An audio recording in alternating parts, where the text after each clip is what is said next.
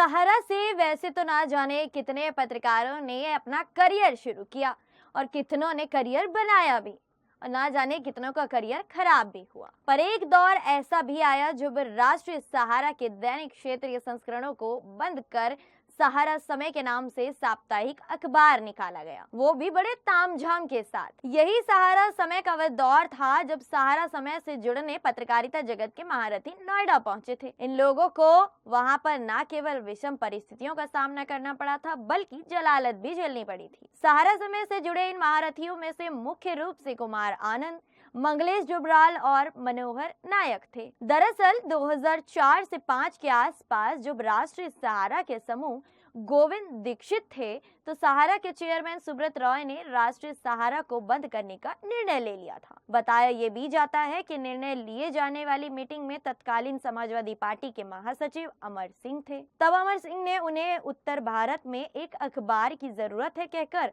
City संस्करण को रुकवा लिया था। जब सहारा समय साप्ताहिक अखबार निकालना शुरू हुआ तो उसके 3 कार्यकारी संपादक थे, कुमार आनंद, मंगलेश जुब्राल और मनोहर नायक।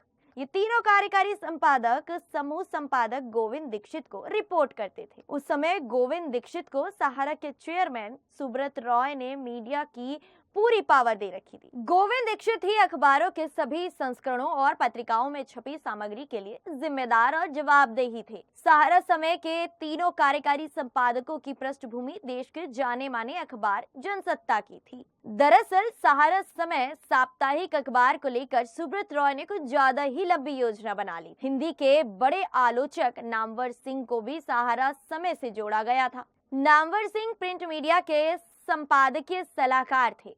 उस समय सहारा में ये चर्चा थी कि हिंदी के चर्चित नामों के साथ अपनी अब तक की सबसे बड़ी टीम तैयार करने में लगे हैं। सुब्रत रॉय ये सब निवेशकों को लुभाने के लिए करने जा रहे थे। सुब्रत रॉय देश में ये संदेश देना चाहते थे कि सहारा से पत्रकारिता और साहित्य क्षेत्र से भी नामी ग्रामी लोग जुड़े हुए हैं। उस समय सुब्रत रॉय हाउसिंग और रियल एस्टेट सेक्टर में 1,10,000 करोड़ की पूंजी लगाने की बात करते थे। ये वही समय था जब सुब्रत रॉय ने सहारा हाउसिंग इन्वेस्टमेंट कॉर्पोरेशन और सहारा रियल एस्टेट कॉर्पोरेशन कंपनी बनाकर लोगों को ठगने की योजना बनाई थी। ये दोनों कंपनियां वही थी जिनके चलते ही सहारा सेबी विवाद चल रहा है, जिसके चलते सेबी ने सहारा पर सिकंजा कसा। दरअसल उस समय सुब्रत रॉय ने हाउसिंग योजना में 10 लाख से ज्यादा फ्लैट बुक कराने का टारगेट रखा था। ये तब संभव था जब समाज में कंपनी की शाख अच्छी हो। ये वही वजह रही कि राजनीतिक और खेल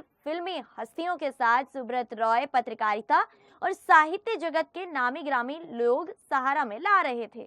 सुब्रत रॉय अपने इस ड्रीम प्रोजेक्ट के प्रति इतने उत्साहित थे कि जब सहारा समय, सहारा टाइम और अलामी सहारा साप्ताहिक संस्करणों का विमोचन हुआ तो उस दिन नोएडा सेक्टर 11 के सहारा परिसर में एक भव्य आयोजन किया गया था, क्योंकि सहारा समय में पत्रकारिता जगत के नामी ग्रामी लोग जो थे, तो साल भर के अंदर सहारा समय साप्ताहिक की हिंदी क्षेत्र में जबरदस्त पहचान बन गई। सामान्य ज्ञान के लिए उस समय युवा सहारा समय ढूंढ पढ़ते थे, जैसे कि सहारा में काम से ज्यादा राजनीति होती है। ऐसा ही उस समय भी चल रहा था जब समूह संपादक गोविंद दीक्षित और सहारा समय को लीड कर रहे कुमार आनंद के बीच 36 का आंकड़ा था। हर रोज बड़ा बवाल होने की आशंका रहती थी। स्थिति ये थी कि दोनों एक दूसरे को नीचा दिखाने में लगे रहते थे। सुब्रत रॉय के करीबी रहने की वजह से गोविंद दीक्षित कुमार आनंद पर भारी पड़ते रहते थे। दरअसल कुमार आनंद मजबूत राजनीति संपर्कों के बावजूद सहारा के अंदरूनी संयोग नहीं जुटा पा रहे थे। सहारा समय में सब कुछ अच्छा चल रहा था कि जनसत्ता में विष्णु खरे के नाम से नामवर सिंह को लेकर सुब्रत रॉय के यहाँ पानी भरने के होर्डिंग लगाकर एक लेख प्रकाशित किया गया। उस लेख में सुब्रत रॉय को रावण बताया गया था। विष्णु खरे का ये लेख छपते ही सहारा ग्रुप में बवाल मच गया। समूह संपादक गोविंद दीक्षित को सुब्रत रॉय ने तलब कर लिया और अगले ही दिन गोविंद दीक्षित ने सहारा समय से जुड़े लोगों की तगड़ी क्लास लगा दी। गोविंद दीक्षित ने सहारा समय के स्टाफ से पूछा कि विष्णु खरे के लेख कौन छाप रहा है। उस मीटिंग में गोविंद दीक्षित ने विष्णु खरे के लेख सहारा समय में छपने पर प्रतिबंध लगाने की बात तक कह दी थी। कुमार आनंद ने सुझाव दिया, क्यों ना ऐसे लेखकों की एक सूची बनाकर सारे प्रभारियों को सौंप दी जाए जिन्हें हम अपने प्रकाशन में नहीं छापना चाहते। और आनन फानन में ऐसे लेखकों और पत्रकारों की सूची बनाकर हर डेस्क इंचार्ज को सौंप दी गई जिनके लेख या खबर सहारा समय नहीं जाने थे। इस सूची में हिदायत दी गई थी कि लेखक हमारे सहारा समय के प्रकाशनों में नहीं छपेंगे। वही होता जैसा कि सहारा में होता आया है। तुरंत इस सूची की एक प्रति जनसत्ता अखबार में पहुंचाई गई। सहारा समय में इस बात का पता अगली सुबह तब चला जब जनसत्ता अखबार के फ्रंट पेज पर बॉटम न्यूज के रूप में सहारा ने जारी की हिंदी लेखकों की ब्लैक लिस्ट होर्डिंग के साथ प्रकाशित कर दी गई। जनसत्ता में यह खबर क्या छपी कि सहारा ग्रुप में हड़कंप मच गया। सुब्रत रॉय ने कल्पना भी नहीं की होगी कि जिन नामी ग्रामी लोगों पर वे मोटा खर्च कर रहे हैं, वे लोग उनका नाम बड़ा करने के बजाय एक बड़ी बदनामी का सबब जाएंगे। तब इस सूची बनाने पर भी जमकर सवाल उठे थे। बताया जाता है कि तब सक्की सुई, मंगरेश डबराल, मनोहर नायक, अरिहन जैन, मनोज चतुर्वेदी और वेंकटेश प्रेम और चंद्रभूषण की ओर घूम रही थी। दरअसल शुक्रवार की रात सहारा समय साप्ताहिक अखबार प्रेस में जाता था। उस दिन पूरे दिन ऑफिस में अफरा तफरी रही। पहले गोविंद दीक्षित ने घोषणा की कि इस खेल में लिप्त पाया गया उसको तत्काल नौकरी छोड़कर जाना होगा। जनसत्ता प्रकरण में गोविंद दीक्षित को समूह संपादक पद से हटाया भी गया